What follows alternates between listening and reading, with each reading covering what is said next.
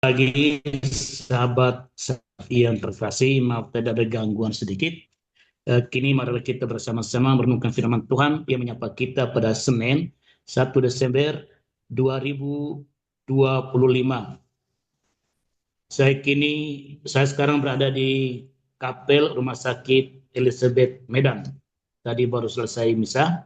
Dan kini marilah kita dengarkan bersama-sama Injil Matius bab 8 ayat 5 sampai dengan 11.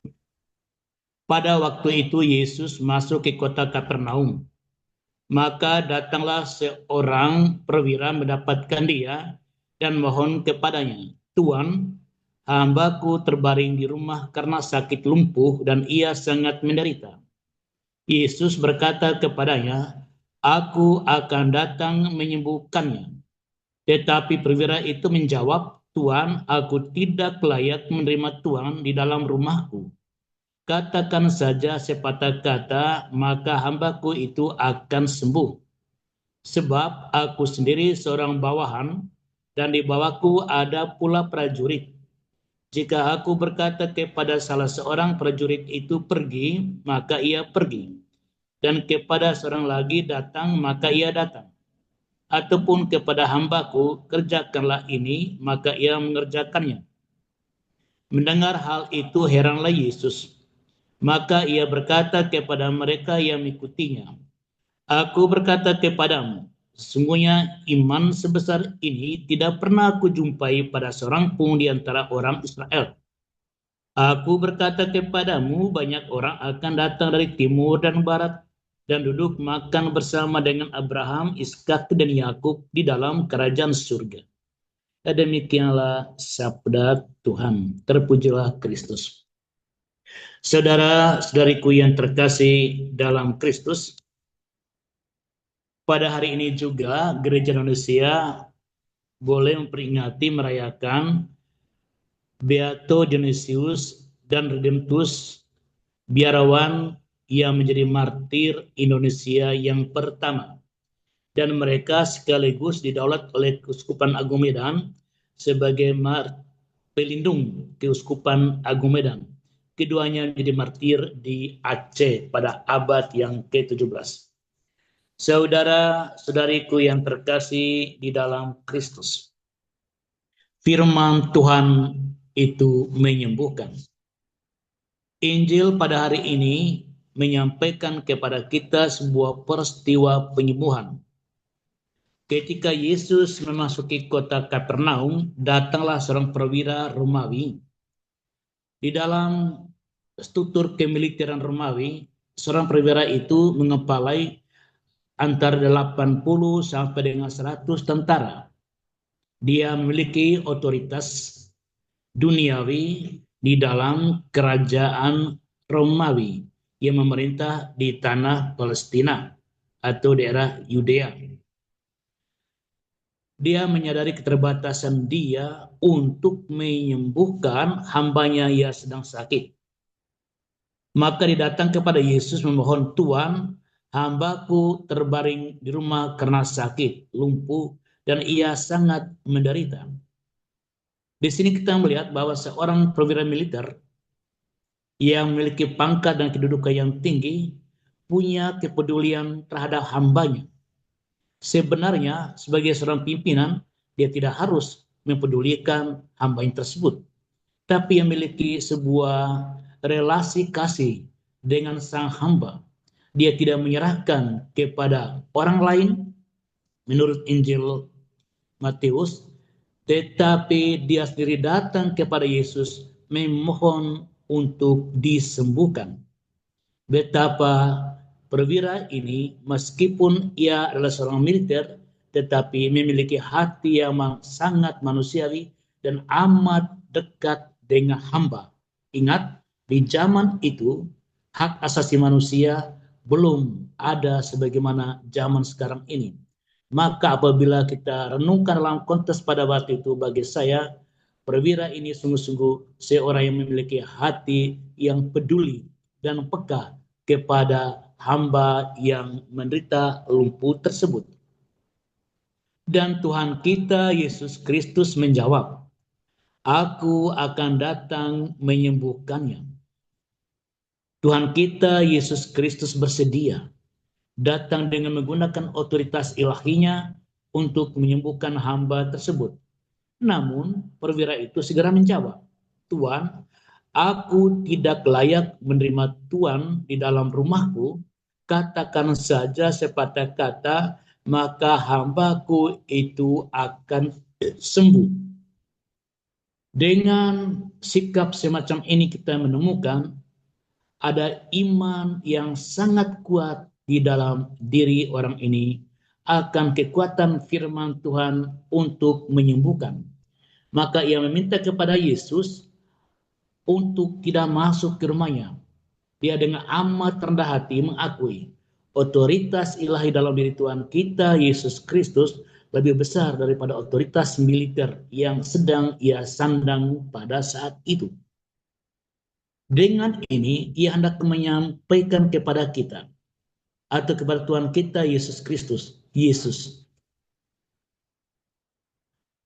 aku tidak membutuhkan ritual yang panjang atau pendek untuk penyembuhan itu.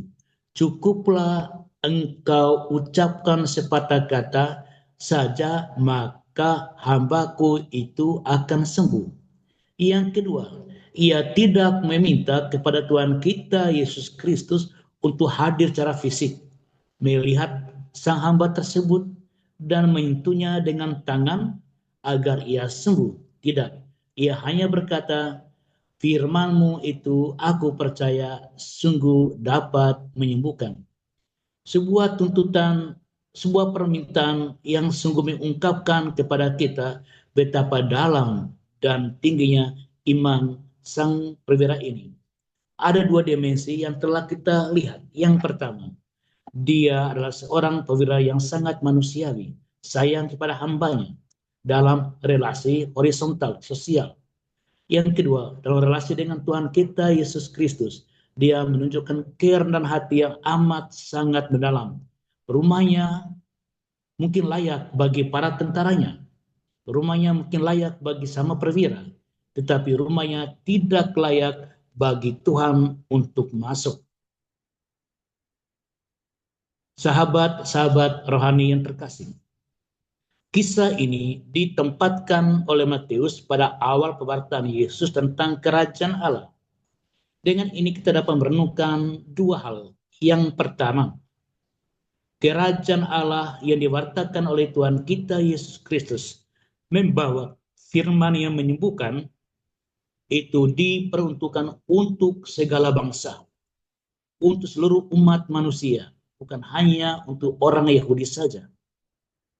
Sehingga Tuhan kita Yesus Kristus mau mampir ke rumah seorang perwira yang dianggap kafir oleh orang-orang Yahudi di zaman itu.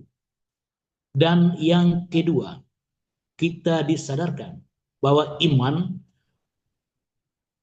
kepada Tuhan itu tidak diwariskan oleh keturunan Yahudi dan juga tidak diwariskan oleh keturunan kita. Nenekku, kakekku Katolik, orang tuaku Katolik, aku Katolik, aku sudah beriman. Iman tidak diwariskan. Orang tua memberikan kepada kita anugerah dibaptis. Namun demikian, firman Allah itu menyembuh dan merubah hidup kita. Otoritas kekuatan Kristus itu memulihkan kehidupan kita, bukan karena warisan dari keluarga kita, tetapi respon personal kita akan Yesus Kristus sebagai Putra Allah. Respon inilah yang kemudian menjadi sumber kekuatan, membiarkan firman Tuhan itu menyembuhkan, memulihkan, dan merubah kehidupan kita. Membuat kehadiran Yesus itu menyembuhkan dan memulihkan kehidupan kita. Iman yang diteruskan, kepercayaan yang diteruskan secara tradisional bukan merupakan iman yang sejati, yang original, yang produktif untuk membangun relasi kita dengan Tuhan kita Yesus Kristus. Inilah saudara-saudariku terkasih yang dialami oleh Dionysius Ardенtus, biarawan dan martir Indonesia. Mereka adalah orang Portugis yang leluhur mereka mewariskan iman kepada mereka, di mana Dionysius sebelumnya adalah seorang tentara di Angkatan Laut Portugis dan Redemptus adalah seorang pelaut. Mereka hidup dengan iman yang diwariskan oleh orang tua. Namun mereka akhirnya bertobat menjadi seorang imam bagi Dionysius dan Redemptus sebagai seorang muda dalam Ordo Karmelita Berkasut OCD yang sekarang berkarya di Banda Aceh dan Binjai di Kuskupan ini. Dengan kata lain, mereka mewujudkan apa yang telah disampaikan dalam Injil tadi. Yang pertama, iman mereka merubah mereka merespon secara personal akan Yesus yang hadir sehingga mereka mau merubah kehidupan mereka. Kepercayaan mereka akan Yesus yang datang wartakan kerajaan Allah untuk seluruh umat manusia mendorong mereka datang ke Indonesia untuk menyampaikan berita keselamatan karena Injil Tuhan untuk seluruh umat manusia. Semoga renungan pada hari ini menyadarkan kita bahwa kita harus bersikap manusiawi, kita harus beriman, dan kita harus menyadari bahwa keturunan sebagai orang Katolik tidak membuat kita dirubah oleh Tuhan, tapi iman kita akan Yesus secara pribadi, itulah yang buat firman-Nya merubah kita. Tuhan memberkati kita. Amin.